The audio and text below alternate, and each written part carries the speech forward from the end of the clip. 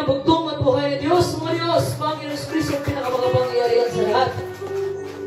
Narinig natin mga kapatid ang mga testimony at mensahe ng ating mga mahal na pastor at elder. Ang lahat po ng kaburihan at karangalan ay para lamang sa ating bugtong at buhay na Diyos, mga Diyos, Panginoon Kristo ang pinakamakapangyarihan sa lahat.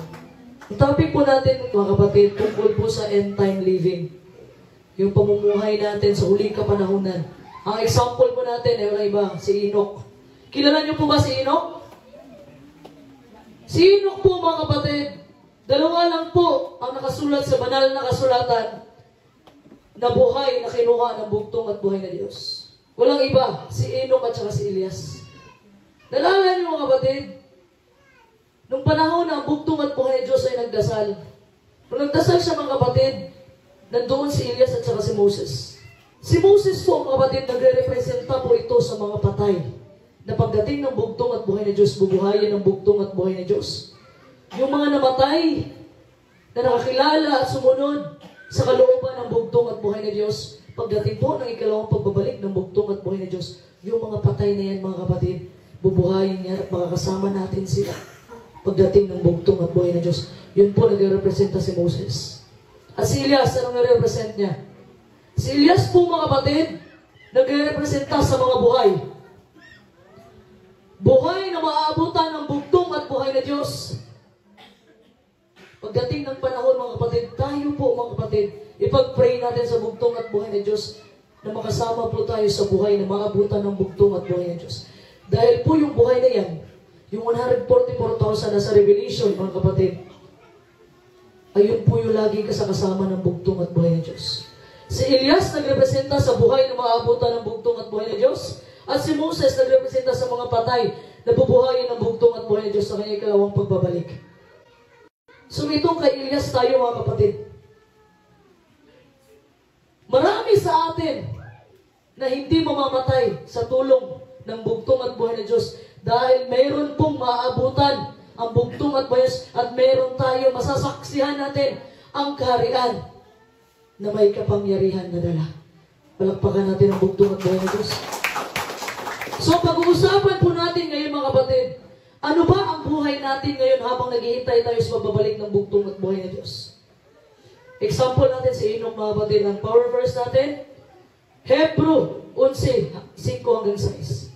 May isang lalaki mga kapatid, nag-enjoy siya sa orasan ng kanyang lolo. Hanggang sa masira ito at nag-a-alarm siya 14 beses sa isang hating gabi. Tumalon siya at sinigawan niya yung asawa niya. Sabi niya, Nelly, wake up na, tanghali na. Gawin mo na dapat yung dapat mong gawin bago pa mawala yung araw. So akala niya kapatid, tanghali na. Yun pala nasira yung relo niya. So it's better late than never. Yun ang sinasabi natin, yun yung lagi nating mindset. Mas okay ng huli kaysa hindi talaga magpunta. Ha? Ang tanong mga kapatid, hindi ganito. Kailan ba babalik ang bugtong at buhay na Diyos? Hindi po ganyan ang tanong. Ang tanong dapat ganito. Ano ang ating ginagawa habang naghihintay tayo sa pagbabalik ng bugtong at buhay na Diyos? Huwag po tayo magtanong, kailan ba babalik ang bugtong at buhay na Diyos? Hindi po natin trabaho na magtanong kung kailan babalik ang bugtong at buhay na Diyos. Ang trabaho po natin mga kapatid, kung ano yung pinapatrabaho ng bugtong at buhay na Diyos sa atin. Ito yung ipangaral ng kanyang kaharian sa pamamagitan ng kanyang tulong. Palakpakan natin ang bugtong at buhay ng Diyos. So sabi po ng Genesis 5:21 hanggang 24, purihin ang bugtong at buhay na Diyos. At nabuhay si Enoch na 65 taon, 65 years. At naging anak si Matusalem. At lumakad si Enoch na kasama ang Diyos. Pagkatapos na may panganak si Matusalem ng 300 taon, 300 years. At nagkaanak ng mga lalaki at mga babae. At ang lahat ng naging araw ni Enoch ay 365 taon, 365 years. At lumakad si Enoch na kasama ng Diyos at di siya nasumpungan sapagkat kinuha ng Diyos. Palakpakan natin ang bugtong at buhay ng Diyos. Hindi po dumaan ng kamatayan si Enoch mga kapatid. Ha? Ano ba yung unang punto dito sa talata na ito mga kapatid? Ang unang punto, kapag ikaw po ay lumalakad na kasama ang bugtong at buhay ng Diyos, matutuklasan mo ang mga bagay na hindi lang alam una-unawaan ng ibang tao. Ano sabi ng verse 24? Enoch walked with God. Lumalakad po si Enoch na kasama ang bugtong at buhay ng Diyos. Ito ba ay literal na paglalakad? Hindi po mga kapatid. Nag-exercise nag-exercise ba si Enoch at ang bugtong at buhay na Diyos? Siguro kung nag-exercise si Enoch at ang bugtong at buhay na Diyos, in good shape si Enoch. Naginuha siya ng bugtong at buhay na Diyos. Pero hindi po mga kapatid. Ha? Sa ano pong parang, lagi pong nakipag-usap si Enoch sa bugtong at buhay na Diyos. Sinusunod niya anong kalooban ng bugtong at buhay na Diyos. Ha? Ngayon mga kapatid, sinabi ng banal na kasulatan, sa hanggang 70 years na ng tao, pag lumagpas ka niyan, ibig sabihin, bonus na yan ang bugtong at buhay na Diyos sa iyo.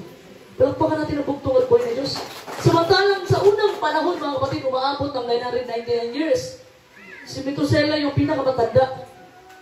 Kung may imagine mo, wala nang ipin si Methuselah, mga kapatid. At si Enoch naman, yung pinakabata na kinuha ng bugtong at buhay na Diyos. 365 years lang po si Enoch. It means lang po, mga kapatid, na si Enoch po, mga kapatid, lumalakad siya nakasama ang bugtong at buhay na Diyos through communication. Sa pamagitan po ng pakikipag-usap ni Enoch, mga kapatid, sa bugtong at buhay na Diyos. Naalala ko, sinabi ng ating mahal at kagalang-galang na Pastor Lai, sabi niya, na-miss talaga siguro ng bugtong at buhay na Diyos si Enoch. Kasi siguro palakwento to si Enoch. Pag sa barkada, mga kapatid, pag may sobrang madaldal, yung nagdala ng kwento talaga, pag wala yun, namimiss mo. Namimiss ng grupo. Ganun na nangyari, mga kapatid, namimiss ng bugtong at buhay na Diyos si Enoch. Kung tayo po ay lalakad na kasama ang bugtong at buhay na Diyos, ang focus na po natin ay sa bugtong at buhay na Diyos. Ha? Kailangan natin i-let go yung mga worldly distraction, mga kapatid. Kailangan po natin i-let go. Dapat yung mata natin nakatutok sa agila. Yun ang lagi sinasabi ng ating mahal na Pastor Lahi. Ha? Huwag ka na tumingin o mga pinagsasabi ng ibang tao, pratingnan. Kung dahilan lang na matisod ka sa iyong pananampalataya dahil nakatingin ka lagi sa ibang tao, huwag na kapatid. Diretso na. Ha? Kasi walang makakaligtas sa atin kundi ang bugtong at buhay na Diyos lang. Yung kasamahan mo na ayaw mong makita sa simbahan, hindi mo alam, yun ba yung mga punta ng langit? Ayaw mo siya. Ayaw mo magsimba kasi nandun yung ayaw mo, nandun sa simbahan. Ayaw mo na lang magsimba. Iya sabi po ng ating mahal at kagalang-galang na Pastor Lai, dapat nakatitig po tayo lagi sa mata ng agila. Doon lang po lagi ang mata natin sa bugtong at buhay na Diyos. Palakpakan natin ang bugtong at buhay na Diyos. Yung paglalakad po nakasama ang bugtong at buhay na Diyos, it's not about holding a gigantic na mga cheque, mga kapatid, manamakin pera. Hindi po yan ang ibig sabihin. Ha? Na kung tutulong ka, i-announce mo with trumpets yung sobrang, uy, tinulungan na, nag-donate ako sa simbahan. Hindi po ganoon. Ha? Kasi po ang pinagmamalaki natin yung sarili natin. Pag tumulong ka sa gawain, tahimik lang. Hayaan mo na ang bugtong at buhay na Diyos ang gumanti sa ginawa mo para sa kaharian. Palakpakan natin ang bugtong at buhay ng Diyos. When we walk with God, mga kapatid, dapat po nating sundin ang kalooban ng bugtong at buhay ng Diyos. Ang utos ng bugtong at buhay ng Diyos, bugtong at buhay ng Diyos, ang instruction po ng bugtong at buhay ng Diyos. Ha? Sinabi niya, ipangilin niyo ang araw ng Sabado. Ipangilin, hindi po oras lang. Ang pinag-uusapan po dyan, kapatid, araw. Ha? Kagaya ng sinabi ng ating mahal, Elder Jason kanina. Araw po yan, mga kapatid. Ang sinabi pa nga sa banal na kasulatan, sunset to sunset dapat yan eh. Friday ng alas 6, mga kapatid, kung sa iba pa yan, yung counting nila sa kinabukasan, alas 12 ng gabi. Pero iba sa kaharian. Alas 6 pa lang ng Biyernes, Sabat na yan. Ha? Sunset to sunset. Pero sabi ng ating mahal kagalang-galang na pastor, in every rules there's an exemption. Kung malalayo pong lugar, kagaya po namin, biyahe pa kaming Ilido, wala pong problema kahit magtapos po ng alas 4. Pero kung kayo-kayo lang dito, mga kapatid, malapit na yung mga bahay nyo, alas 6 po kahit sa Mindanao, alas 6 po nagtatapos ang mga pagsamba doon sa Mindanao. Nag-uumpisa ng alas 7:30. Ha? Ugaliin po natin, mga kapatid, na pagising natin sa umaga, mag-pray tayo sa bugtong at buhay na Diyos, at ugaliin natin at tupiin natin ating hinigaan. Dahil ang bugtong at buhay na Diyos, nung nabuhay sa mga kapatid, sabi ng ating mahal kagalang-galang na Pastor Lahi, ang una niyang ginawa, tinupi niya yung higaan niya. Ganun din po sa ating mga kapatid. Ha? Manalangin po tayo every pagising natin sa umaga at pag-uwi natin sa bahay bago tayo matulog. Kasi po, mga kapatid, tandaan ninyo, yung pagtulog niyo, kalooban niyo yan. Natulog ka, kalooban, gusto ko matulog ngayon, makakatulog ka. Pero yung pagising ninyo, hindi nyo na kalooban yan. Kalooban na ng bugtong at buhay na Diyos yan. Kung bubuhayin ka pa ng bugtong at buhay ng Diyos o hindi na. Ha? ugaliin po natin manalangin. That's why, bago po tayo matulog, manalangin tayo. Humingi tayo ng kapatawaran sa ating mga kasalanan sa bugtong at buhay ng Diyos. Kasi sinabi ko, tinanong ko sa ating mahal at kagalang-galang na Pastor Lahi, sabi ko sa kanya, paano pag ang tao makasalanan talaga, tapos na wala siya sa mundo? Sabi ni Pastor Lahi, simple lang yan, mahal. Example na wala yung tao na yan, pero nakapagsisi siya, automatic po yan. Maliligtas po siya. Maganda yung balita na yan, kapatid. Pero ang hindi magandang balita, hindi natin malalaman kung kailan tayo papatulugin ang bugtong at buhay ng Diyos. Hindi natin alam. That's why, ugaliin po natin manalangin palagi. Oras-oras, minuto-minuto. Paglabas ng bahay, make sure. Alam mo si Pastor Lahi, paglabas ng bahay niyan, lagi nagpipray yan. Kasi hindi po natin alam kung anong mangyayari. Hindi natin alam ang bukas. Pero may bugtong at buhay na Diyos po tayo na lagi natin masasandalan. Lakpakan natin ang bugtong at buhay ng Diyos. Walking with God, mga kapatid, means, mga kapatid, ibig pong sabihin na dapat kilalanin natin ang bugtong at buhay ng Diyos at dapat magkaroon tayo ng intimate relationship.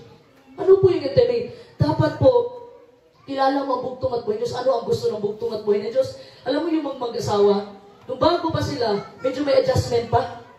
Tayo po, mga kapatid, bago pa tayo sa back to Christ, bago pa tayo nag-a-adjust pa, bago pa sa pananampalataya, kailangan gatas mo na yan. Ha? Gatas mo na yan. Pero pag matagal na po tayo sa pananampalataya, kaya kumain na po tayo ng tutong.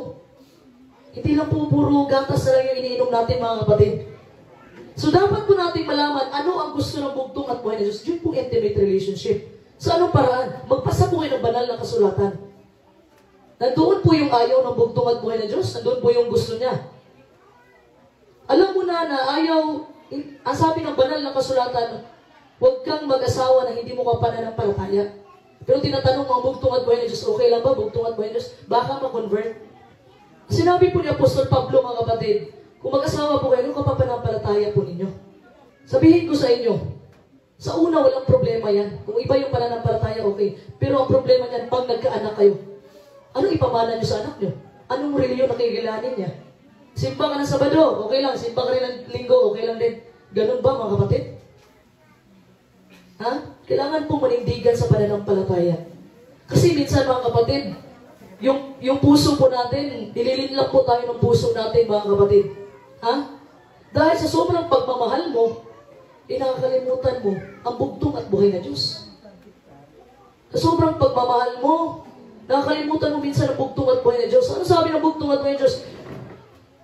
Kung mahal mo ang iyong nanay at iyong anak, mas mahal mo kumpara sa bugtong at buhay ng Diyos, hindi ka karapat-dapat na sumunod sa bugtong at buhay ng Diyos. So, ibig bang sabihin na, dapat talikuran ko yung magulang ko? Hindi po. Hindi po ganun. Ha?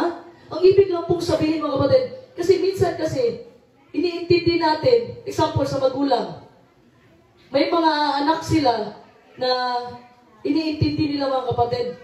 Tapos, nasagasaan na po yung utos ng bugtong at buhay na Diyos. Ang gusto lang ng bugtong at buhay, unahin po natin siya. And everything will follow.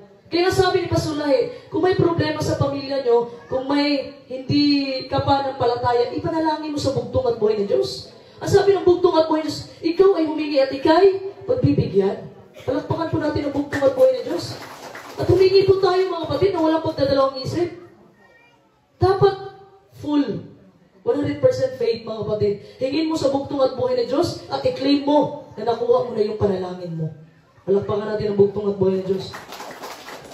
So, ang bugtong at buhay ng Diyos, mga kapatid, nire-reveal pa niya po yung mga bagay kay Enoch habang naglalakad sila. Now, listen to the promise of God, mga kapatid. Kung ikaw ilalakad na kasama ang bugtong at buhay ng Diyos at magkikipag-usap sa bugtong at buhay ng Diyos, isi-share ko po yung isang scripture galing sa Bagong Tipan at sa Lumang Tipan. Ang sabi po ng awit, 25:14, purihin ang bugtong at buhay ng Diyos, ang pakikipag-ibigan ng Panginoon ay nasa nakatakot sa Kanya at ipakilala niya sa kanila ang Kanyang tipan. So dapat po, God-fearing po tayo, mga kapatid. Dapat po may takot tayo sa bugtong at buhay ng Diyos. In a way ba natatakot tayo, lalayo tayo sa bugtong at buhay ng Diyos? Hindi naman po. Yung takot po na, takot natin, mga kapatid, na banggain yung utos sa bugtong at buhay. So sabi, ipangilin ang araw ng Sabado, pero ayaw mo. Mas inuna mo pa yung ibang bagay kaysa sa bugtong at buhay na Diyos. Yun po yung takot dapat, yung takot na may pagmamahal. Yung takot po na may pagmamahal. Hindi po yung takot ko na, takot ako sa bugtong at buhay ng Diyos, ayaw ko na magsimba. Alam niyo mga kapatid, pinagpala po tayo mga kapatid. Sobrang sikip man ang dinadaanan natin. Ngayon maraming paghihirap. Pero alam niyo sa sarili niyo, alam natin sa bawat isa, na itong iniwan, itong dala-dala ni Father Lahi at pinpatuloy ng kanyang anak sa pagbabalik ng Espiritu at kapangyarihan, Pastor Lahi, alam po natin lahat na ito na ang katotohanan. Palakpakan natin ang bugtong at buhay ng Diyos. Alam mo na, nandito ka na sa katotohanan, aatras ka pa ba? Ipanalangin po natin mga kapatid.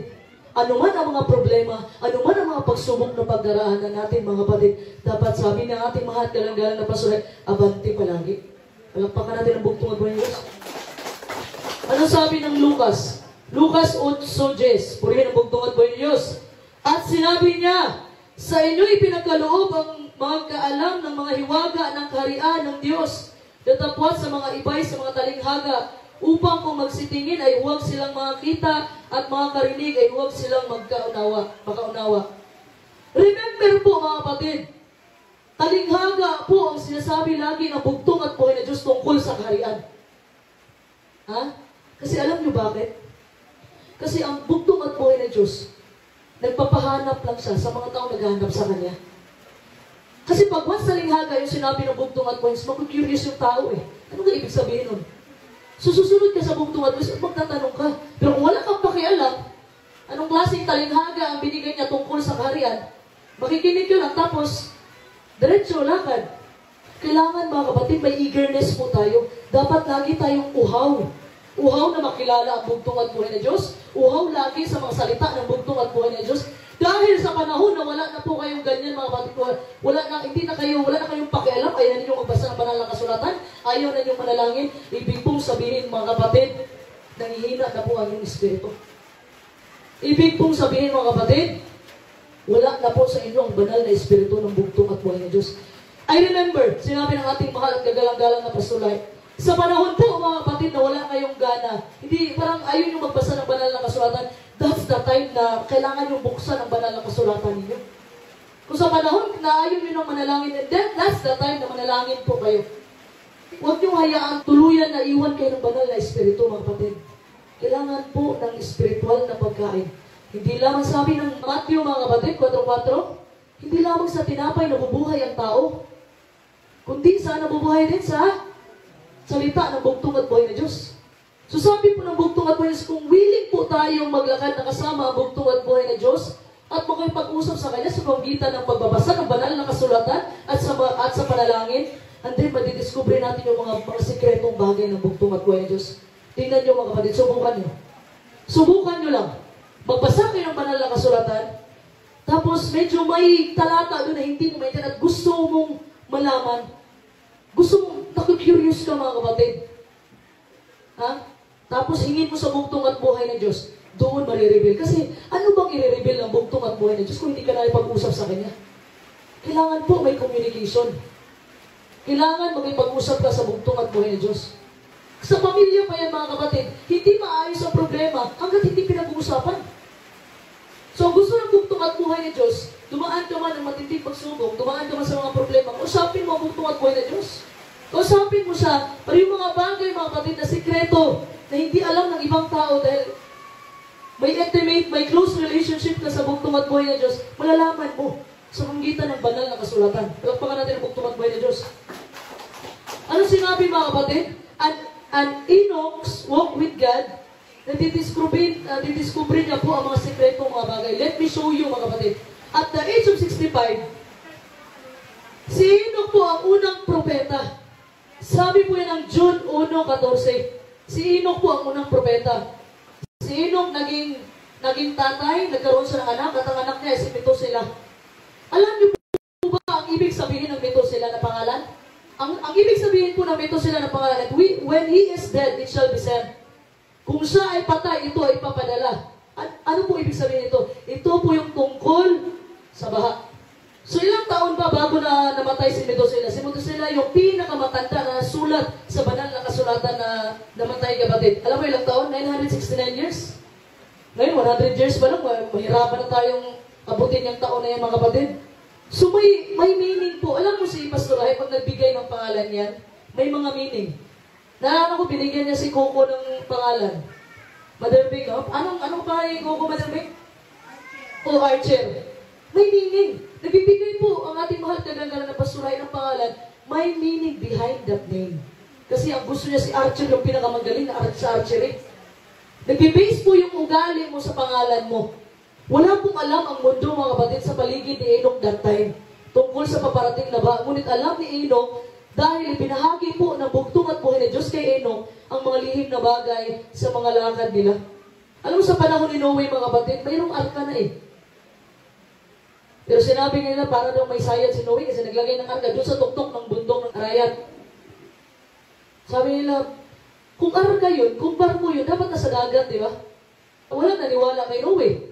Kasi nandun sa tuktok ng bundok. Ilang years ba binuo ni Noe, mga kapatid, ang arka? 120 years. Pero actually, mga kapatid, hindi lang 120 years na nagtiis ang bugtong at buhay ni Diyos sa mga tao. At that time na ipinanganak si Methuselah ni Enoch, mga kapatid, doon na nag-umpisa. Hindi lang 120 years. Kasi po, ang pangalan na Methuselah, ipapadala ang baha pag siya'y patay na. The same year, mga kapatid, na pinadala ang baha, doon namatay si Methuselah. So at that time na pagpatay ni Methuselah, doon pinadala ang baha sa panahon ni Noe. So sabi po ng Matthew 24:38, mga kapatid, na sa panahon ni Noe, mga kapatid, sa panahon ni Noe, walang alam yung mga tao tungkol sa paparating na baha. Patuloy lang sila, kain, pakasal, inom.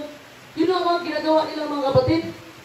Wala silang idea tungkol sa paparating na baha sa kabila ng araw-araw na pangaral sa kanila ni Noe. Araw-araw po si Noe na nangangaral. Wala pong banal na kasulatan that time, mga kapatid. So si Enoch, mga kapatid, naglalakad kasama ang bugtong at buhay ni Diyos. Nalaman po niya yung mga sikretong bagay ng bugtong at buhay ni Diyos. Alam po ni Noe na mayroong baha na paparating. Kasi po, naging pag-usap siya sa bugtong at Diyos. Sa lahat ng tao nung panahon ni Noe, si Noe lang matuwid, mga kapatid. Tandaan po natin, mga kapatid, wala po tayong arka sa panahon ngayon. Wala po tayong arka. Pero may banal na kasulatan po tayo na nagsasabi na naninirahan na po tayo sa huling kapanahonan. Wala man tayong arka, makita, physical na arka na pasok na kayo. Kasi may baha na ipapadala. Kasi po, ang pagbabalik ng bugtong at buhay, hindi na po baha eh. Apoy na po. Apoy na ang maghahati. Yung mga gumagawa ng mga masasama at hindi nagbalik talaga sa bugtong at buhay ng Diyos, kahit nakarinig na ng mensahe, apoy po doon sa walang hanggang kamatayan. Sa ating mga kapatid, na mga bugtong na anak ng bugtong at buhay ng Diyos, nahanda na po tayo ni Father Lahi, nahanda na tayo ni Pastor Lahi. Sa atin lang, nagpatuloy lang tayo at naghanda tayo sa magtanggap ng Holy Spirit ng bugtong at buhay ng Diyos. Kung makatanggap ka ng Holy Spirit ng bugtong at buhay ng Diyos, tiyak mga kapatid, makakatiis ka hanggang wakas. Palakpakan natin ang bugtong at buhay ng Diyos. So sa panahon ni Noe, mga kapatid, hindi nila alam yung nangyayari. Hinayaan lang nila si Noe. Iniisip nila lagi yung sarili nila, puro sarili nila, yung happiness nila, yung pleasure nila, yung pagkain. Ngayon, mga kapatid, sa panahon natin, lagi natin sinisecure yung pagkain ng tiyan natin. Kasi patay kung gugutumin ka rin. Despite, mga kapatid, na may access po sila na makarinig ng mensahe ni Noe, pero hindi sila nakinig kay Noe. Ngayon, mga kapatid, may banal na kasulatan tayo. Pinatulog na po ang ating mga mahal na sugo, Padre Lahi at Pastor Lahi. Pero may banal na kasulatan, mga kapatid. Alam niyo bakit? Ngayon na panahon, nasabi ko, mga kapatid, na nagtagumpay ang ating mahal at kagalang-galang na Pastor Lahi. Dahil sa panahon ni Padre Lahi, kung nawala si Padre Lahi, mga kapatid, nagkahiwalay ang back to Christ. Pero sa panahon ni Pastor Lahi, mga kapatid, alam mo, sabi ko, nagtagumpay si Pastor Lahi. Tagumpay, dahil mo bakit? Hanggang ngayon, ang kahayaan ng bugtong at buhay nagpatuloy pa rin. Tayo, mga kapatid, na mga bugtong na anak ng bugtong at buhay na Diyos, ay alam na, ay dapat malaman natin na malapit na ang pagbabalik ng bugtong.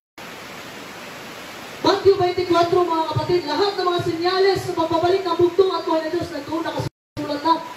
Nakakarinig nilang lindol kahit saan, lupalop ng mundo. Maraming lindol, may gira na paparating. Ha?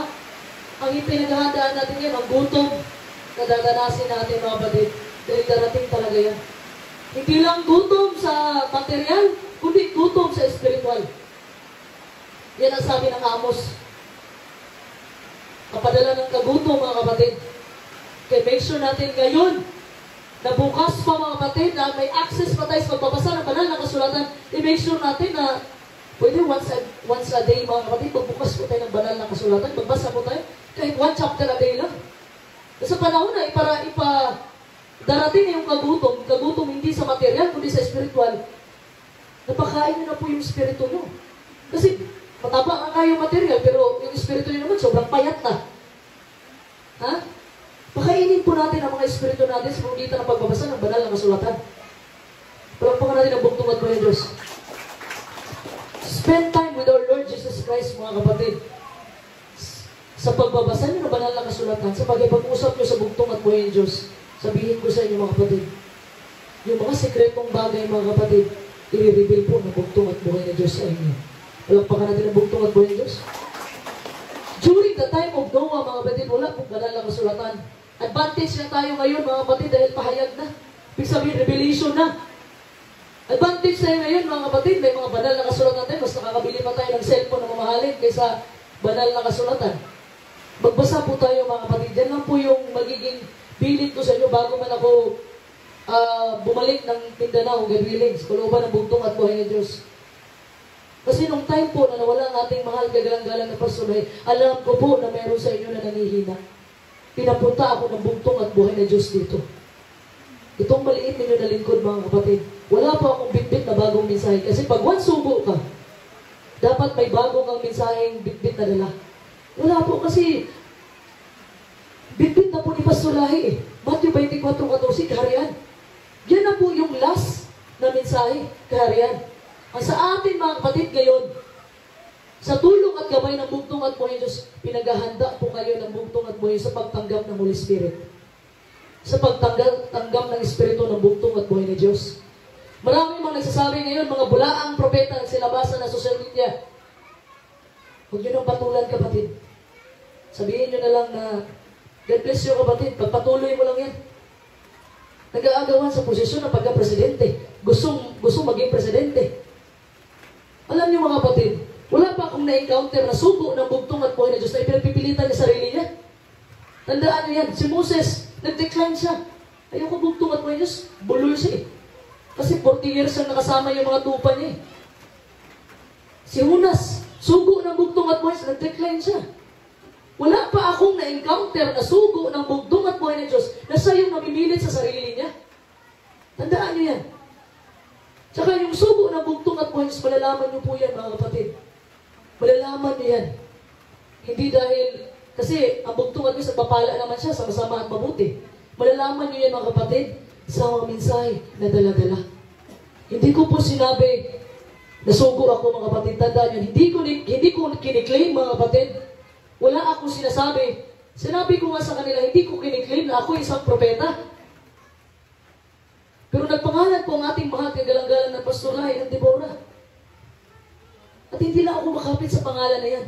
Alam niyo, kinakapitan ko, walang iba kundi ang bugtong at buhay na Diyos. Ha? Kahit pa ilang pangalan pa yung bitbitin, mga kapatid, kahit pangalan pa yung Apostol Pablo, David o Solomon, malalaman mo yung espiritu ng bugtong at buhay na Diyos. Kaya ang espiritu ng bugtong at buhay na Diyos, hindi naninira ng kapwa. Ang espiritu ng bugtong at buhay na Diyos, mapagkumbaba. Ang espiritu ng bugtong at buhay na Diyos, mapagmahal. Sabi ng ating mahal at kagalang-galang na Pastor ay, speak the truth with love. Sabihin mo daw yung katotohanan na may pag-ibig. Pero yung mga espiritu, mga kapatid, na hilig mangutya, walang espiritu ng bugtong at buhay na Diyos yan. Espiritu ng ano yan? Palaka. Ha? Kaya yung sa ano yung maririnig nyo sa social media, mga kapatid, huwag din ang pansinin yan. Patuloy po tayo sa pananampalataya natin sa bugtong at buhay ng Diyos. Patuloy lang. Abante lagi, mga kapatid. Huwag natin pansinin yung mga aso. Yung, alam mo yung hindi ka makakarating sa iyong pinaroroonan kung lagi mong pinapansin yung aso na laging maingay. Ha? Diretso lang. Palakpakan po natin ang bugtong at buhay ng Diyos. So ang gusto ng bugtong at buhay na Diyos, lumakad po tayo sa pamagitan ng pananampalataya at hindi sa pamagitan ng paningin. Sabi po ng 2 Corintios 5:7, purihin ang bugtong at buhay na Diyos, sapagkat nagsisilakad kami sa pamagitan ng pananampalataya, hindi sa pamagitan ng paningin. Walk by faith, not by sight. Remember mga kapatid, si Pedro. Naalala niyo si Pedro? Nung lumakad siya doon sa dagat? Remember niyo, Matthew 14:22 hanggang 33. Kayo lang po magbasa, i-summarize ko na lang. Si Pedro po mga kapatid, nag-walk by faith po siya. Kasi nung time po, after nila magpakain, nung limang tinapay, 2 isda, kailangan na po nila maglipat doon sa kabilang side na naman. So, ang bugtong at buhay ni Diyos, sabi niya, mauna na kayo. Sinabihan niya yung mga apostoles niya, kasi manalangin pa ang bugtong sa bundok. So, nauna ang mga apostoles, mga kapatid. Nauna ang mga apostoles sa bugtong at buhay ni Diyos. So, ating gabi, kalagitnaan doon sa dagat. Doon na sila sa kalagitnaan ng dagat. Nakakita sila ng Espiritu. Sabi nila, natakot sila, sabi nila, multo daw. Nagpakilala ang bugtong at buhay ni Diyos, siya lang to. Sabi niya, ako lang to. So, na-amaze sila mga kapatid. Pero sa lahat ng mga disipulo ng bugtong at buhay ni Diyos, si Pedro lang yung may tapang, may lakas ng loob. Ang sinabi niya, kasi si Pedro mga kapatid, isang fisherman, alam niya na malabo sa isang tao na makakalakad sa dagat. So, na-curious si Pedro. Sabi niya, Panginoon, pwede ba ako pumunta dyan? Sabi ng bugtong at buhay ni Diyos, lumakad ka. Ano yung mga kapatid? Baalo, tapos sobrang lakas ng hangin. Si Pedro mga kapatid, dahil walk by faith yung ginamit niya, lumakad siya mga kapatid sa pagitan ng pananampalataya, nakalakad siya sa dagat. Nakalakad po siya sa dagat mga kapatid. Pero nung time mga kapatid, na medyo nabater na si Pedro kasi sobrang lakas ng alon at mahangin, doon po si Pedro natakot. At doon siya unti-unti na lumubog.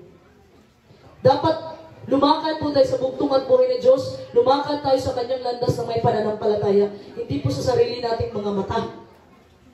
So at that time mga kapatid, nalunod si Pedro. Humingi siya ng tulong, bugtong at buhay ni Diyos. So inabot ko ng bugtong at buhay sa kamay niya. Sabi niya, ang liit ng iyong pananampalataya. Natakot po si Pedro mga kapatid. Alam mo yung walking by faith mga kapatid takes a lot of courage. Ang paglalakad daw sa pamagitan ng pananampalataya ay nangangailangan ng maraming lakas ng loob. Sa tingin mo ba mga kapatid, kailangan ng lakas ng loob para makababa sa bangkang iyon? Kailangan ba? Sa lahat po ng disipulo ng bugtong at buhay, si Pedro na yung naglakas loob mga kapatid na bumaba talaga at lumakad sa dagat. It takes a lot of courage mga kapatid. Kailangan po talaga. Alam niyo bakit? It means mga kapatid, because getting out of the boat means getting out of your comfort zone. Sabihin mo, hanggang dito lang talaga kaya ko eh. Ito lang talaga kaya kong gawin. Alam niyo mga kapatid, ito yung challenge ng bugtong at buhay ni Diyos eh. Lumabas ka sa iyong comfort zone. Lumabas ka sa iyong comfort zone. Kagaya niyan mga kapatid, hindi ka marunong mangaral. Ipanalangin mo sa bugtong at buhay ni Diyos kung gusto mo talaga. Kung gusto mo talaga na mangaral ang salita ng bugtong at buhay ni Diyos, ipanalangin mo mga kapatid. Dahil yung paglabas mo sa comfort zone mo mga kapatid, ibig sabihin lang na sinasandal mo yung pananampalataya mo sa bugtong at buhay ng Diyos. Palakpakan natin ang bugtong at buhay ng Diyos. Alam mo, sino ang unang nanampalataya sa bugtong at buhay ng Diyos? Si Pedro po, mga kapatid. Nung time na lumakad si Pedro, mga kapatid, sa dagat, siya po ang unang nanampalataya sa lahat ng mga disipulo.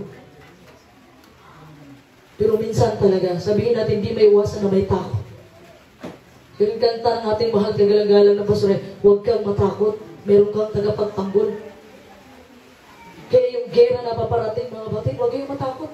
Meron kayong tagapagtanggol. Sabi nga ng kanta ng ating mahal at kagalang na pastor, hindi ako mangangailangan. Siya ang sandata ko. Ang bugtong at buhay na Diyos ang ating sandata. At sabi niya kapatid, hindi niya tayo pababayaan hanggang sa katapusan ng panahon. Palakpakan natin ang bugtong at buhay na Diyos. Huwag po nating hayaan, hadlangan tayo ng takot natin mga kapatid na maranasan ang kagalakan ng paglakad sa pamagitan ng pananampalataya.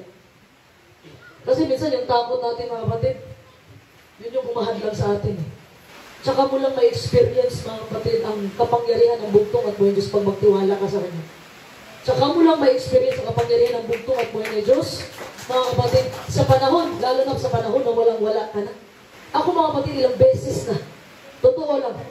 Ilang beses ko na po na-experience ang kapangyarihan ng bugtong at buhay ni Diyos. Kaya sinasabi ko nga, malalaman lang natin yan kung sino talaga ang sinawahan ng bugtong at buhay ni Diyos. Kasi alam ko mismo sa sarili ko, sino ang Diyos na pinaglilingkuran ko. Ito yung Diyos ni Abraham. Ito yung Diyos ni Isaac. Ito yung Diyos ni Jacob. Ito yung Diyos ni Moses. Ito yung Diyos ni Elias. At ito yung Diyos ni Pader Lahi at Pastor Lahi. Palagpakan natin ang bugtong at buhay ni Diyos. Dapat po mga kapatid, maging sigurado tayo, sino ba yung Diyos na pinaglilingkuran natin? Alam mo, the time na nabautismuhan po tayo mga kapatid, sabi ng ating mahal at kagalagal ng Pastor Lahi, lahat po ng mga bugtong na anak ng bugtong at buhay ni Diyos ay dumaraan sa matinding pagsubok. Kasi at that time mga kapatid na nabautismuhan na po kayo, markado na kayo at isa na kayo sa mga nasa listahan ni Satanas. Ha? Kaya doble ingat ang panalangin palagi. Kung nanalangin tayo ng panahon nandito sa Pastor Lahi, 3 times a day lang, gawin natin doble, triple o 4 pa, o minuto pa. Dahil hindi po natin alam ang ating kaaway na si Satan, mga kapatid. Umaaligid-aligid lang, naghahanap siya, mga kapatid, ng taong nangihina sa pananampalataya. Ayaw ng bugtong at buhay ni Diyos ang hina ka. Sa panahon, mga kapatid, na atras ka sa pananampalataya mo. Sa panahon, mga kapatid, na umalis ka sa pananampalataya, pinapaiyak niyo po ang bugtong at buhay ni Diyos. Pinapaiyak niyo po. Ang gusto ng bugtong at buhay ni Diyos, huwag kang mag-give up. Ang gusto ng bugtong at buhay ni Diyos, tumawag ka sa Kanya. At ikaw ay Kanyang sasamahan. Sabi po ng Hebreo 11:5 sa istorya ng bugtong at buhay ni Diyos, sa pananampalataya, si Enoch ay inilipat upang huwag niyang makita ang kamatayan at hindi siya nasumpungan, sapagkat siya inilipat ng Diyos, sapagkat bago siya inilipat ay pinatutuhanan sa kanyang siya'y naging kalugod-lugod sa Diyos. At kung walang pananampalataya ay hindi maaring maging kalugod-lugod sa Kanya, sapagkat ang lumapit sa Diyos ay dapat sumampalatayang may Diyos at siya ang tagapagbigay ganti sa mga sa Kanya'y nagsisihanap. Palapangan po natin ang bugtong at buhay ng Diyos. So ano sinabi mga kapatid? Kalugod-lugod po si Enoch sa bugtong at buhay ng Diyos. So obviously mga kapatid, si Enoch po ay isang tao ng pananampalataya. Person of faith po si Enoch, mga kapatid. Naniniwala siya na i-exist ang bugtong at buhay ng Diyos. Naniniwala siya, mga kapatid, na pagdating sa langit ng mga langit ay may buhay na walang hangganan. Ang bugtong at buhay ng Diyos ay nalulugod kay Enoch. Alam niyo bakit? Kasi po sumusunod po si Enoch sa kalooban ng bugtong at buhay ng Diyos. Alam niyo mga kapatid, pag once sumunod po kayo sa kalooban ng bugtong at buhay ng Diyos, nalulugod po ang bugtong at buhay ng Diyos sa atin. Minsan kasi mga kapatid, sa pagiging sinful natin, sinful nature ng tao, lagi natin sinasabi, tao lang kasi ako, nagkakasala. Alam mo mga kapatid, hingin po natin palagi sa bugtong at buhay ng Diyos. Hindi pa tayo perfecto. Araw-araw may kasalanan po tayo nagagawa, mga kapatid. Pero huwag po natin, sabi ng kanta ng ating mahal at kagalang-galang na Pastor Lahi doon sa magpatawad ka, huwag po natin gawing lisensya yung pagpapatawad ng bugtong at buhay ng Diyos na magpatuloy ka sa kasalanan mo. Huwag gawing lisensya. Dahil ba, niligtas tayo ng bugtong at buhay ng Diyos, gusto mo, bumaba na naman ang bugtong at buhay ng Diyos para magpatako ulit doon sa Kalbaryo ng Cross? Hindi na po. Dahil ang pagbabalik po ng bugtong at buhay ng Diyos, ang mundo po ay hatulan na ng bugtong at buhay ng Diyos. Nakakatakot man isipin mga kapatid, pero ito po ang realidad ng buhay. Hindi po ako politician para i-sugarcoat ang banal na salita ng bugtong at buhay ng Diyos. Ako po ay isang maliit na lingkod lamang na nagbimensahe sa inyong harapan. Na kung ano nakasulat sa banal na kasulatan mga kapatid, ito po hindi galing sa akin, kundi galing po ito sa bugtong at buhay ng Diyos. Hindi man tayo perfecto mga kapatid. Wala mang imposible. Wala imposible sa bugtong at buhay ng Diyos. Hindi man natin kayang baguhin ang ating sarili. Sinasabi natin, gusto ko nang magbago. Paano ka po tutulungan ang bugtong at buhay ng Diyos kung hindi po tutulungan yung sarili mo? It starts with you. Mag-uumpisa yan sa'yo. Paano ka tutulungan ang bugtong at buhay ng Diyos? Gusto mo papasukin ang banal na espiritu pero ayaw mo magbago. Dinidilig po natin eh. Tsaka na ako magbago pag nandyan na talaga ang Panginoon. Tsaka na ako magbago pag ano na talaga. Malapit na talaga. Malapit nang mamatay. Maganda mga kapatid, kung alam mo yung kamatayan mo, makapagsisi ka. Ha? Ang gusto lang ng bugtong at buhay ng Diyos, mga kapatid, mahirap man. Mahirap ang daan na ating sinusundan ngayon. Pero sigurado ako mga kapatid, ang bugtong at buhay ng Diyos, hindi niya tayo iiwanan. Dahil yun po ang pangako niya. Bigyan natin ng tulong sa bugtong at buhay ng Diyos, hindi natin mabago ang sarili natin. Wala pong ibang makakatulong sa atin, kundi ang bugtong at buhay ng Diyos lang.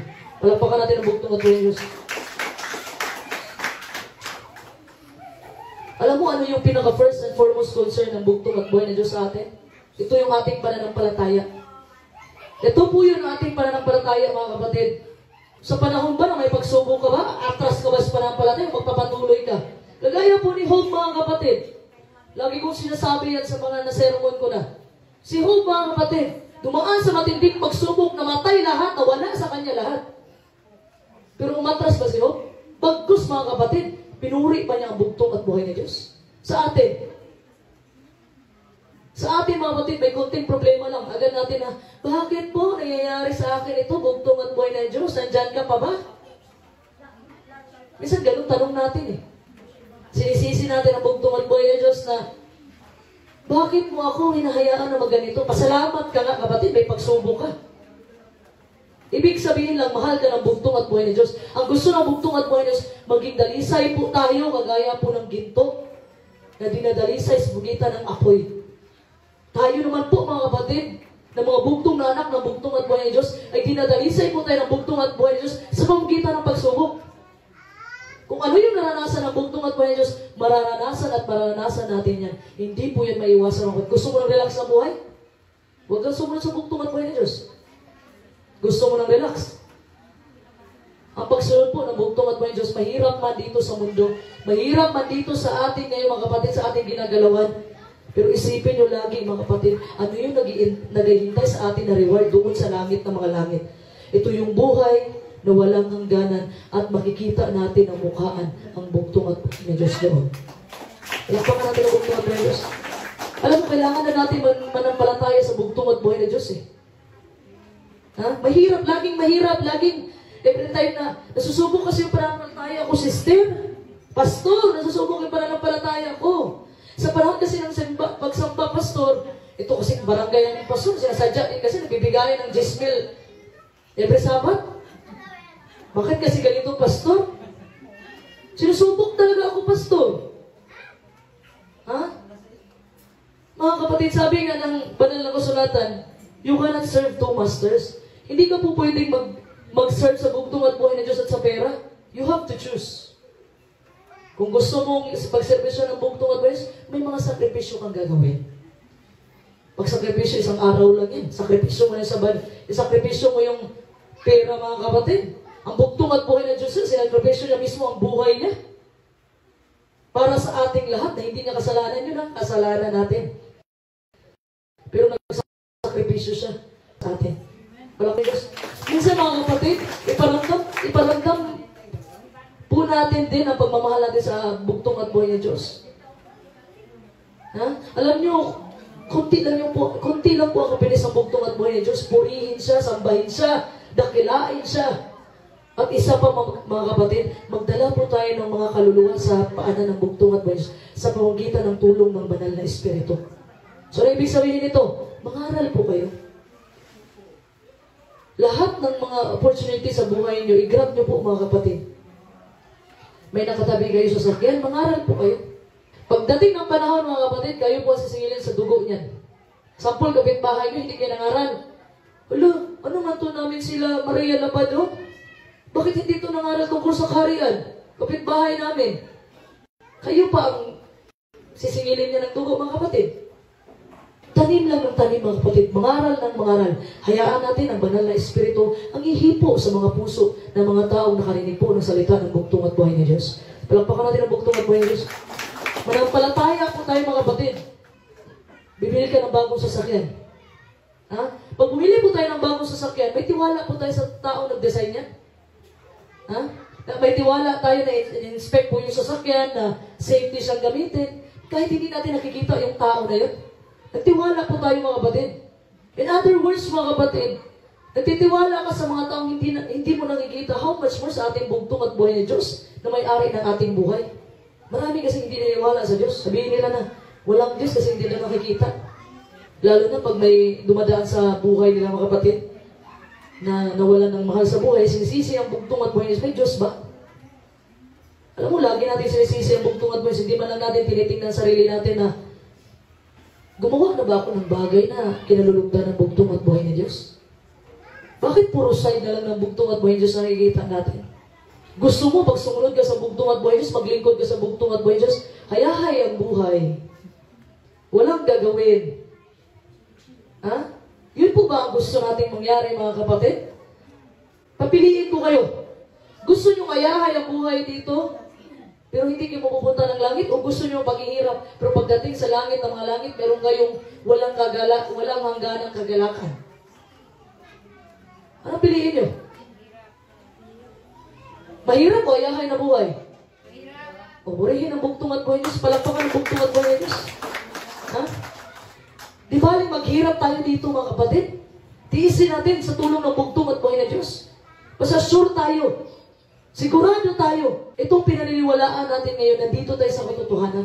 Sigurado tayo sa bagay na yan, mga kapatid. Ay kung nagdadalawang isip ka pa ngayon, delikado yan.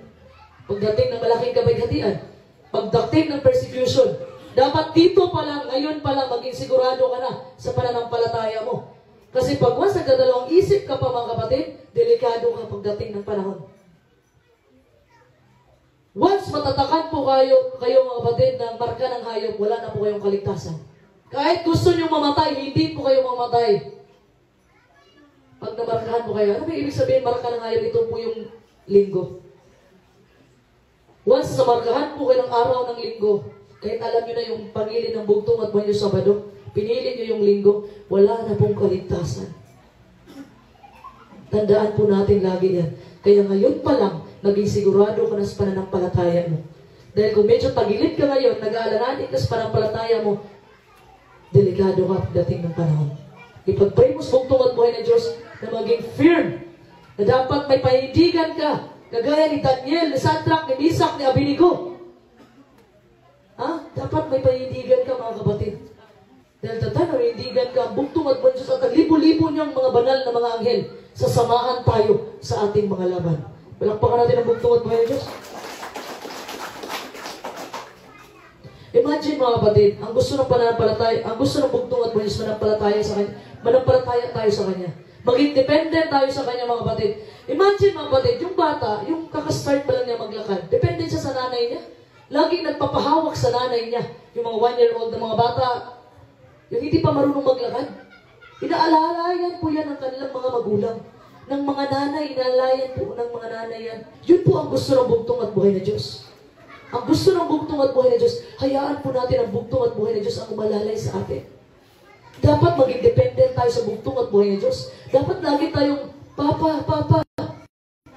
Yan ang gusto, tumawag tayo palagi sa Kanya, ang magtiwala tayo sa Kanya mga kapatid, sa Kanyang protection at sa Kanyang pag-ibig. In the same way mga kapatid, si Enoch nagtiwala siya, nanampalataya siya sa bugtong at buhay na Diyos. Ha? Bakit po? Lumalakad po si Enoch mga kapatid, nakasama ang bugtong at buhay ng Diyos, nalulugod ang bugtong at buhay ng Diyos sa kanya. At ano po yung destiny ni Enoch? Ano yung destiny ni Enoch? Kinuha po siya ng bugtong at buhay ng Diyos na hindi siya dumadaan ng kamatayan. Palakpakan natin ang bugtong at buhay ng Diyos. And without faith mga kapatid, it is impossible to please God. Kung wala po tayong pananampalataya, mahirap po mga kapatid, hindi po natin ma-please ang bugtong at buhay ng Diyos. So si Enoch at si Noe, mga kapatid, ay nagpakita po ng malaking sukat ng pananampalataya. Alam niyo bakit? Si Enoch po, mga kapatid, naniniwala siya sa bugtong at buhay ng Diyos na may ipapadala ang bugtong at buhay ng Diyos na malaking baha, mga kapatid. That's why pinangalanan niya yung una niyang anak na Methuselah. And every time na tawagin ni Enoch si Methuselah, naalala niya na ang bugtong at buhay ng Diyos ay magpapadala ng baha. The same way, mga kapatid, si Noah. Si Noe po mga kapatid, naniniwala po siya sa bugtong at buhay ng Diyos. That's why nga, ginawa niya yung arka. Dahil naniniwala siya sa bugtong at buhay ng Diyos. Nanampalataya siya. Ginawa po ni Noe ang arka, mga kapatid, dahil sa mga specifications na binigay sa kanya ng bugtong at buhay ni Diyos. Ha? Every time na lumabas si Noe sa kanyang bahay, makikita niya yung arka, mga kapatid. Every time na nakikita niya yung arka, nare-remind po siya, mga kapatid, na mayroong baha na ipapadala ang bugtong at buhay ni Diyos. At alam niyo ba gaano kalaki ang pananampalataya ng mga taong ito? Alam niyo ba gaano kalaki? Wala pong senyalis ng ulan. Walang senyalis ng ulan. Sobrang init ng panahon. Simula ng nilikha ng bugtong at buhay ni Diyos, ang sanlibutan, hindi pa siya nagpapaulan. Basahin po natin ang Genesis. Genesis 2:4-5, purihin ang bugtong at buhay ni Diyos. Ito ang pinangyarihan ng langit at ng lupa ng likhain ng araw, na gawin ng Panginoong Diyos ang lupa at langit. At wala pa sa lupang kahoy sa parang, at wala pang anumang pananim na tumubo sa parang, sapagat hindi pa pinaulanan ng Panginoong Diyos ang lupa, at wala pang taong magbukid ng lupa. Ano ba yung ginagamit ni Adan, mga kapatid? Nagbubuhos siya ng tubig dyan sa mga pananim niya. Ito po yung fog. Ito po yung fog, yung lamig ng fog. Hamog. Hamog po, mga kapatid, ang ginamit po ni Adan. Wala pa pong ulan. Biruin nyo yung pananampalataya ni Noe at saka ni Enoch, mga kapatid. Walang senyalis ng mga ulan. Pabor na sa atin ngayon na may senyalis tayo, nakalapit na ang gera eh. Pero sa panahon ni Noe at saka ni Enoch, walang senyalis na ulan. Sabihin ng bugtong at buhay ng Diyos, maganda kayo, magpapadala ka ng baha. Pero kung ikaw, mga kapatid, baha, wala ang ulan ng mga senyalis eh. Ha? Una lang na-mention, mga kapatid, ang ulan dito po sa Genesis 7:4. Purihin ang bugtong at buhay ng Diyos. Sapagkat 7 araw pa at paulanan ko na ang ibabaw ng lupa ng 40 araw at 40 gabi. At aking lilipulin ang lahat ng mga buhay na aking nilikha sa balat ng lupa. After 120 years, mga kapatid, may extension pa po ng 7 days ang bugtong at buhay ng Diyos. Hindi pa natapos sa panawagan. Ganon kabait ang bugtong at buhay ng Diyos. 120 years natapos ng arka. Pero may 7 days pa na extension. 7 days, mga kapatid, pero mga tao ayaw pa rin makinig. Sila lang din ang sarado ng kanilang kaligtasan. Alam mo bakit? Sabi doon kasi, pag pula na yung palo ba? Tama ba? Pula na yung palo, may baha na ipaparating. Itong mga tambay noon, mga bugoy-bugoy, kung sa Bisaya pa, mga bugoy-bugoy, mga kapatid, ang ginawa nila, sila na lang yung naglagay ng pula doon, sa palo. Sabi niya, pasok na kayo. Sabi niya, pasok na kayo, kasi may baha na ipapadala ang bugtong at buhay ni Diyos. Tinawanan nila si Noe. Noe, may sayang talaga, hindi niya alam, kabila naglagay niya. Dahil po, mga kapatid, tinutupad po ng bugtong at buhay ang pangako niya. That's why, ang mga tao sa panahon ni Noe, sila lang din ang sarado ng kaligtasan nila. That's why, ngayong panahon na ito, mga kapatid, sa ating panahon, nasa sa atin po ang pagbabalik ng bugtong at buhay ni Diyos. Yun ang sabi ng ating mahal at kagalang-galang na Pastor Lai. Alam niyo bakit? Mateo 24:14. Hanggat hindi napapangaral ang salita, ang kaharian ng bugtong at buhay ni Diyos sa buong sanlibutan, wala pong bugtong at buhay ni Diyos na babalik. So, ibig sabihin, mga kapatid, ako, kayo, kayong lahat, tayong lahat, may dapat tayong gawin para sa bugtong at buhay ni Diyos. Hindi na po tayo para mag-relax tayo. Ha? Masyado nang mahaba ang panahon na binigay ng bugtong at buhay ni Diyos. Ilang taon pa nangaral si Father Rai? 20 years. Ilang taon nangaral ang ating mahal at kagagalang Pastor Rai? 20 years. Kulang pa ba ang 40 years? Hindi pa aksidente ba ito, mga kapatid? Na pumasok sa promised land, abutan sila Moses sa panahon nila Moses, 40 years silang naglakad, mga kapatid, sa disyerto. Bago sila nakarating sa promised land, hindi pa nakasama si Moses, si Joshua pa yung nag-lead sa mga tao. 40 years yun, mga kapatid, tandaan nyo. Tayo, papunta po tayo sa land of promise. Nasabihin natin na, hindi ako naniwala sa paghahanda na yan. Tingnan natin, pagdating ng panahon. Tingnan natin. Hindi kayo naniwala sa paghahanda, mga kapatid. Sabi ng bugtong at buhay na Diyos, magsilikas kayo, magsitakbo kayo sa mga bundok. Sinabi lang ba ng bugtong at buhay, manampalataya lang kayo dyan ha, wala kayong gagawin. Magpapadala ako ng malaking kapighatian, magigira, may mga persecution na mangyari dyan lang kayo ha, huwag kayong tumakas, dyan lang kayo. Sinabi ba ng bugtong at buhay na Diyos yan? Yun ang sinabi, mga kapatid, kaya si Father Lai, inihanda ang banal na bundok. May kanta si Father Lai, Ang banal na bundok na sa aming tahanan. So kung naniniwala tayo, nasugo si Pastor Ray, maniwala kayo sa kanta niya. Sabi niya, banal na bundok na sa aming tahanan, maligaya kami kahit kailan. Oh. So, kung naniniwala kayong sugo, ipapadirlahin si Pastor Ray, maniniwala kayo sa banal na bundok. Kaya sinasabi ko mga kapatid, nung nagbigay ako ng ilustrasyon, mayroong taong nanalangin mga kapatid na tumira sa gilid ng ilog. Nanalangin siya, gabi sa manampalataya sa bugtong at buhay, nagpipray siya palagi mga kapatid.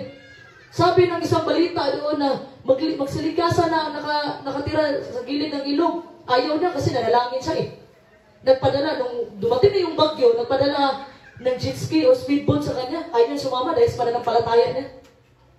Sunod, nagpadala ng barko. Ayaw niya pa rin dahil sa pananampalataya niya.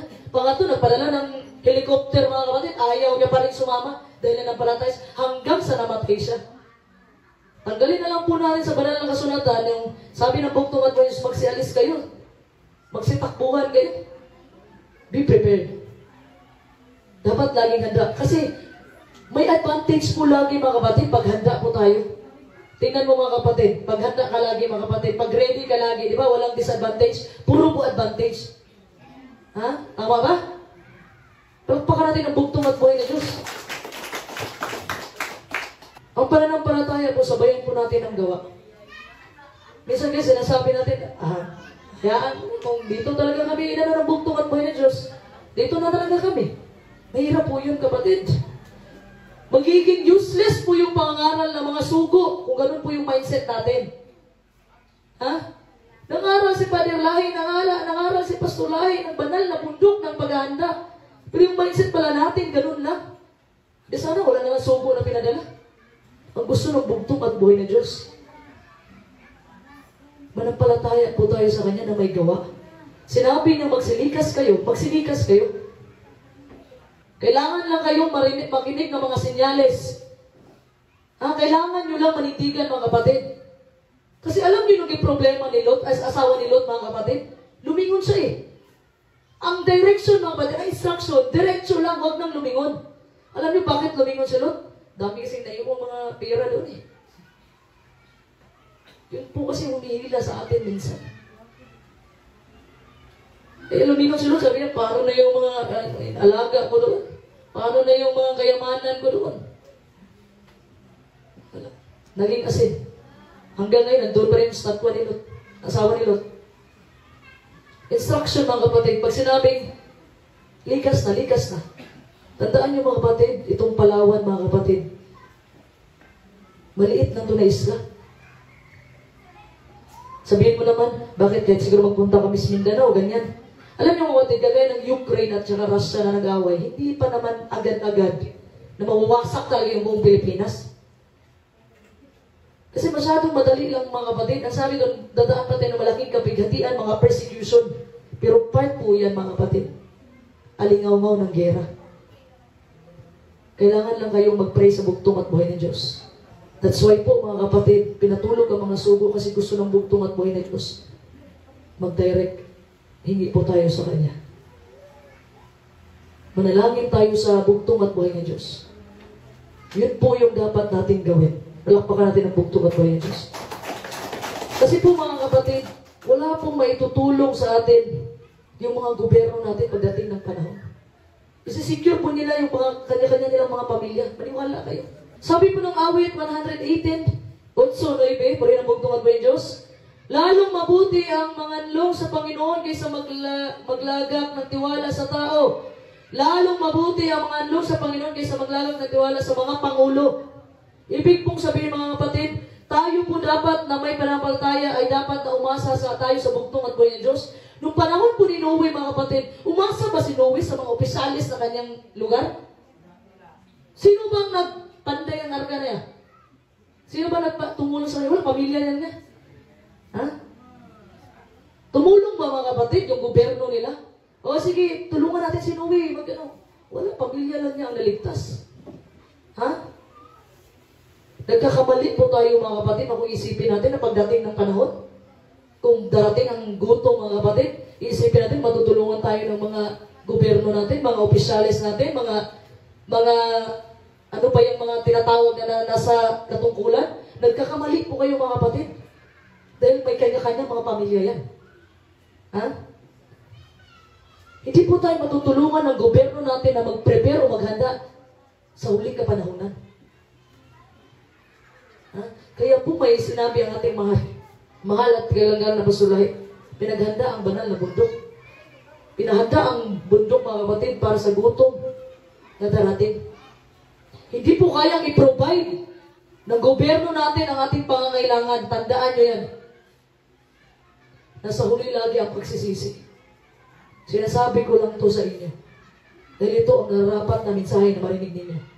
Nasa huli ang pagsisisi. Wala po akong na-experience na nauna yung pagsisisi. Baka pagdating ng parang sasabihin na lang, dapat naniwala na lang ako. Wala pong mawawala sa inyo kung makinig po kayo sa mga salita ng bugtong at buhay ng Diyos. Sabi po ng 2 Kronika, mga kapatid, 7:14, purihin ang bugtong at buhay ng Diyos, kung ang aking bayan na tinatawag sa panggitan ng aking pangalan ay magpapakumbaba at tumalangin at hanapin ang aking mukha at talikuran ang kanilang masamang mga lakad, aking ang didinggin sa langit at ipatatawad ko ang kanilang kasalanan at pagagalingin ko ang kanilang lupain. Palakpakan natin ang bugtong at buhay ng Diyos. Tumawag po tayo sa bugtong at buhay sa talikuran ang dapat talikuran. Mga kasalanan, mga hindi kaya-aya, hindi ka lugod-lugod sa bugtong at buhay na Diyos. Ha? We should be prepared mga kapatid. Hindi yung na-surprise tayo. Hindi dapat mga kapatid, maging pareho tayo ni Noe. Laging handa. Naging handa. Dapat huwag natin ugaliin na pareho tayo nung panahon ni Noe sa mga tao sa panahon ni Noe. Na na-surprise na, uy, may baha na. Kasi mga kapatid, hindi nagsasabi agad yung gera mga kapatid. Pag gera yan, gera diretso yan. Huwag natin ugaliin yung mga tao sa panahon ni Noe mga kapatid. At saka lang sa naniwala kay Noe, nandoon na ang baha. Ang pinakamaganda pa dyan mga kapatid, talino ng bugtong at buwis. Alam niyang maawain si Noe. Alam niyo yung lock nilagay ng bugtong at buwis, hindi sa loob ng arka, kundi na sa labas. So kahit gustong tulungan ni Noe mga kapatid, hindi niya magagawa kasi yung lock po ng arka, hindi po sa loob ng arka, nandoon po sa labas. Dahil yun po ang pinagawa ng bugtong at buhay na Diyos. Kaya mga kapatid, ano pong maantayin natin? Gera, tsaka tayo kikilos? Ano pong maantayin natin? Baha? Gutom? Tsaka tayo kikilos? Lagi po tayo maghanda mga kapatid. Kasi sa pagbabalik po ng bugtong at buhay ng Diyos, walang nakakaalam kahit isa.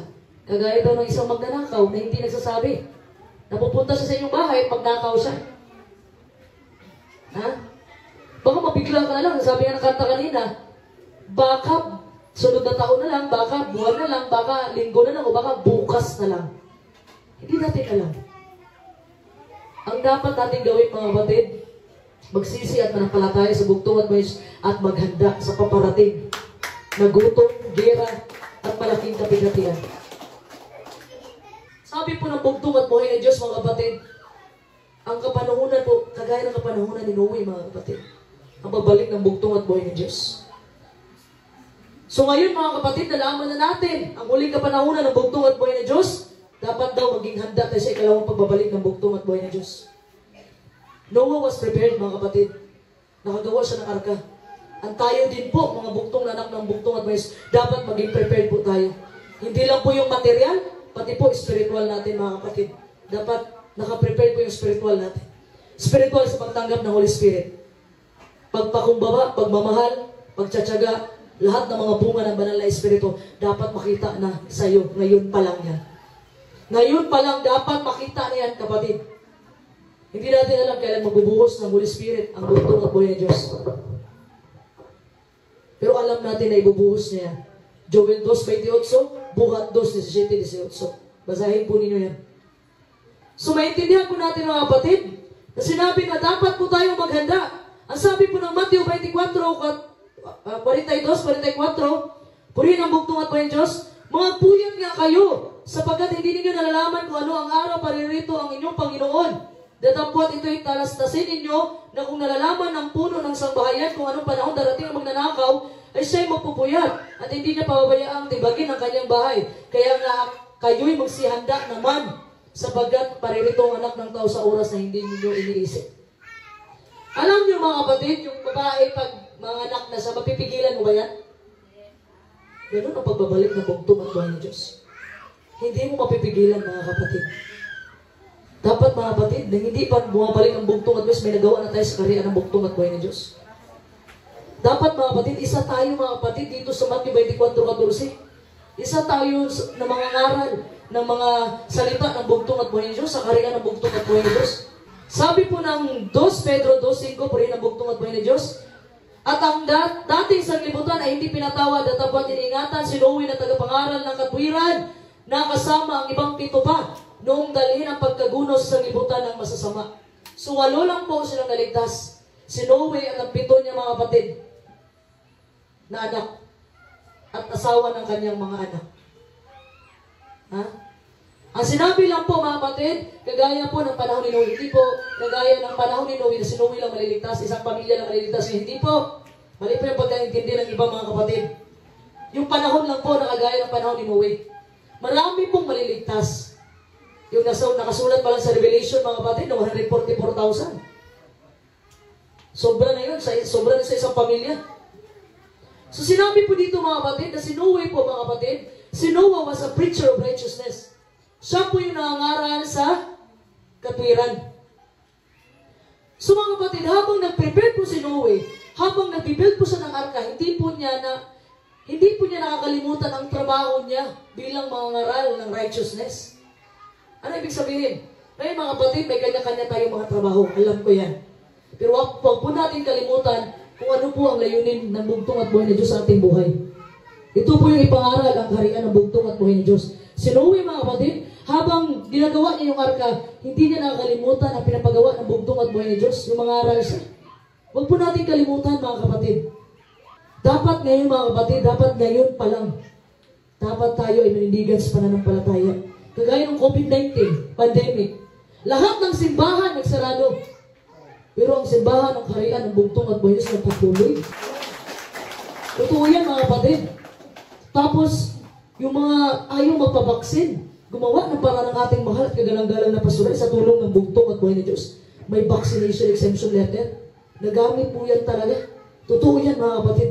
Sa Mindanao mga kapatid, ang bit-bit lang nila kasi sobrang strict eh. Pero kahit na sobrang strict mga kapatid, dahil pandemic, maniwala kahit sa hindi mga kapatid.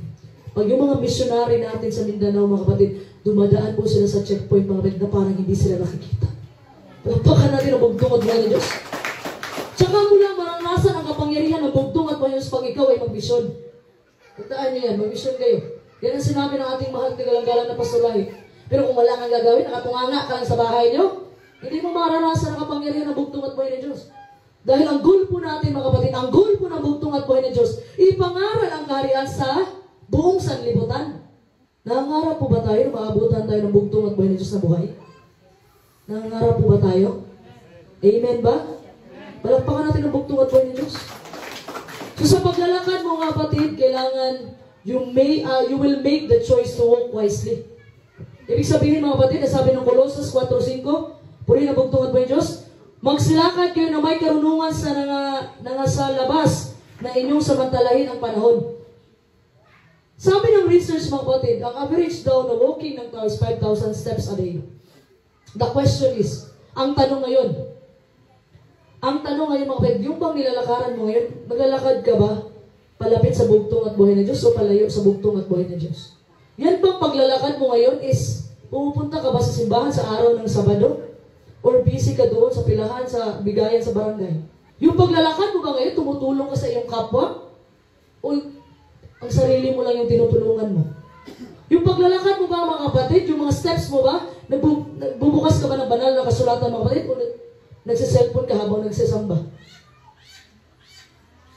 Instead, magbasa ka ng banal na kasulatan, busy ka mag-cellphone. Hala, kalaro ng anong dapat laruin. Hala, Facebook doon, scroll dito. TikTok dito, TikTok doon. Sabi nila, bawal daw mangaral ang babae. So, ano gagawin ng babae? Mag-TikTok na lang. Ano pipiliin niyo? Mag-TikTok na lang mga babae o mangaral? Mangaral mga kapatid. Gusto nyo, Mag-TikTok ang mga babae, walang gagawin. Mga lalaki lang lahat ang utusan ng bugtong at buhay ng Diyos. So, anong sabi ng Buhat 2:17-18, mga kapatid? Sa huling kapanahunan, ibubuhos ang bugtong at buhay ng Diyos ang kanyang espiritu sa mga bata, sa mga lalaki, at sa mga babae. Palagpakan natin ang bugtong at buhay ng Diyos. Kaya huwag kayong maniwala sa mga mensahe na bawal mangaral ang babae. Kasi po, yung babae sa kanila is, hindi po nakapagsalita. Kasi busy ng TikTok eh. Lahat po tayo in-encourage sa bugtong at buhay ng Diyos. Dahil tayo pong lahat ay gagamitin po ng bugtong at buhay ng Diyos sa huling panahon. Palagpakan natin ang bugtong at buhay ng Diyos. Si Enoch, mga kapatid, at saka si Noah, mga kapatid, gumawa po sila ng napakatalino ng mga lakad, mga kapatid. Ito yung paglalakad nila na kasama ang bugtong at buhay ng Diyos. Ako at ikaw, mga kapatid, tinawag po tayo ng bugtong at buhay ng Diyos na maglakad na kasama siya. Sabi po ng 1 Juan 2:6, puri ng bugtong at buhay ng Diyos, ang nagsasabing siya'y nananahan sa kanya ay nararapat din namang lumakad na gaya ng ilakad niya. Sinasabi mo, ako ay isang bugtong na anak ng bugtong at buhay ng Diyos. Pero, pag ginaway ako, abayin ko rin. Ganon. Ganon ba, kapatid? Ako ay anak ng bugtong at buhay ng Diyos at nanahan na ang bugtong at buhay ng Diyos sa aking puso. Pero pag nakarinig ako ng masamang salita, lagot talaga siya sa akin. Ha? Ako ay bugtong na anak ng bugtong at buhay na Diyos. Pero pag nagbigay ako sa aming kapitbahay, panis ang ibibigay ko, General. Ha? Anyone po na mag-claim po tayo na anak po tayo ng bugtong at buhay na Diyos, pero nag-fail po tayo, mga kapatid, na mamuhay ng kagaya ng bugtong at buhay na Diyos, then hindi talaga tayo anak ng bugtong at buhay na Diyos. Wala tayong fellowship sa bugtong at buhay na Diyos. Kasi po ang tunay na anak ng bugtong at buhay na Diyos, ang gusto ng bugtong at buhay na Diyos, maging katulad tayo sa Kanya. Kagaya ng kanta ng ating mahal at igalang-galang na Pastolay, gusto kong maging katulad mo sa sa ugali at sa pagkamabuti ng bugtong at buhay na Diyos. So pagkamabuti ba ng bugtong at buhay na Diyos ay, ito ba yung dapat gumanti ka? Dapat hindi ka magpatawad? Dapat magpagmataas ka? Huwag ka magpakumbaba? Ito ba yung ugali ng bugtong at Diyos? Hindi po. Ano po yung abnormal dito sa mundo? Ang abnormal dito sa mundo, mga kapatid, ay patawarin mo yung mga taong may kasalanan sa iyo. Pero ito po yung normal na bagay sa bugtong at buhay na Diyos. Palakpakan natin ang bugtong at buhay na Diyos. Ha? Dapat po ay mamuhay tayo, maging katulad tayo ng bugtong at buhay na Diyos. Sa atin, mga kapatid, mahirap talaga. Sobrang hirap. Sabihin mo na, wala eh. Kailangan ko talaga ng pera lagi. Nasasakto lang talaga yung Sabado. Hayaan mo na, magbigay naman din ako ng ikapo eh. Binayaran mo pa ang bugtong at buhay na Diyos. Hindi po importante sa bugtong at buhay na Diyos kung anong magbigay ka o hindi, ibigay mo yung katawan mo. Wala ka mang may tulong sa gawain, mga kapatid, ibigay mo ang katawan mo. Ano ba ibig sabihin yan? Sarili mo, kapatid. Bigay mo sa bugtong at buhay na Diyos. I-offer mo sa bugtong at buhay na Diyos yung sarili mo. Yun po yung kailangan ng bugtong at buhay na Diyos. Hindi kailangan ng pera ng bugtong at buhay na Diyos. Anong kailangan ng bugtong at buhay na Diyos? Yung mga puso natin. Palakpakan natin ang bugtong at buhay na Diyos. At dito lang po nagtatapos ang ating mensahe. Ang lahat ng kaburihan at karangalan ay para lamang sa bugtong at buhay na Diyos. Kantahin po natin, mga kapatid. Magsitayo po tayo. Kantahin po natin, mga kapatid, ang maging katulad mo.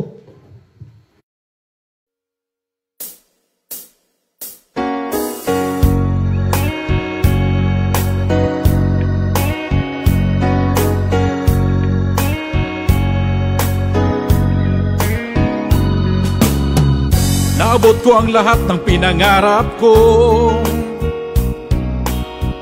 Iningatan ko ito nang higit pa sa kadakilaan mo.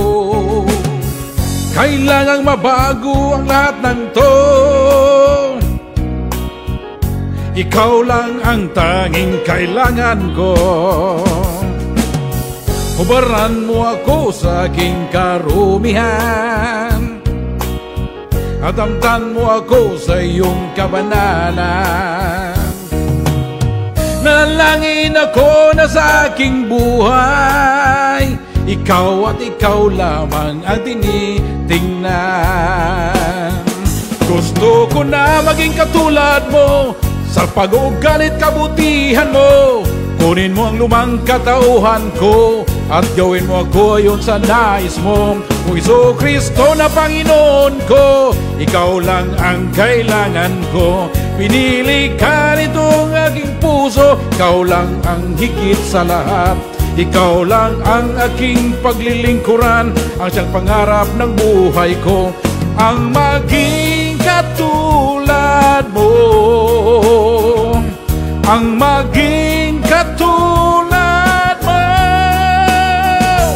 ang maging katulad mo,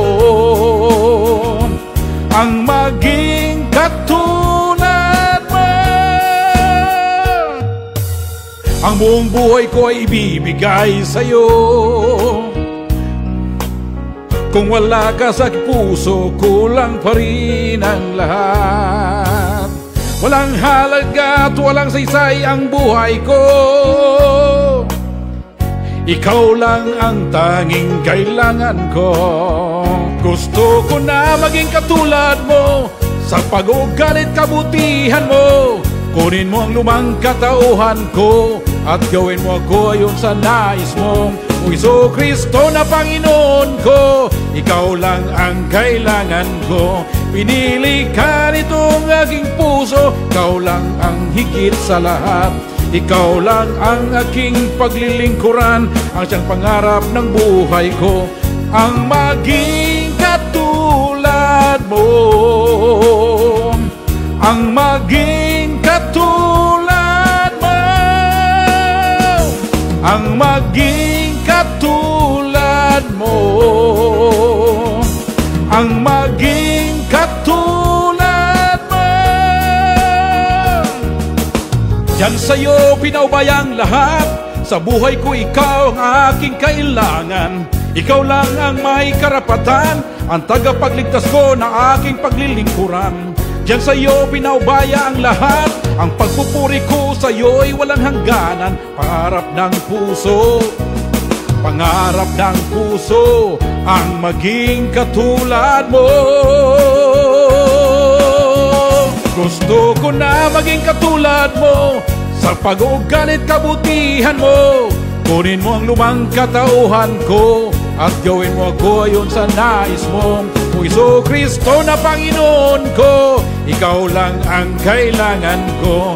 Pinili ka nitong aking puso, ikaw lang ang higit sa lahat. Ikaw lang ang aking paglilingkuran, ang siyang pangarap ng buhay ko.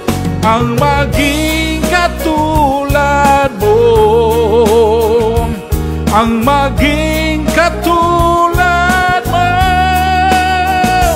ang maging katulad mo,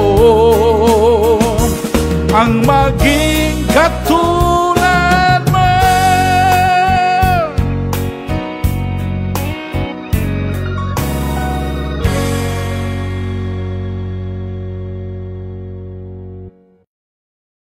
Lahat ng kapurihan at karangalan ay para sa nag-iisang bugtong at buhay na Diyos ng mga Diyos, Panginoong Hesukristo, Yeshua Yahweh, na pinakamakapangyarihan sa lahat. Shalom Aleichem.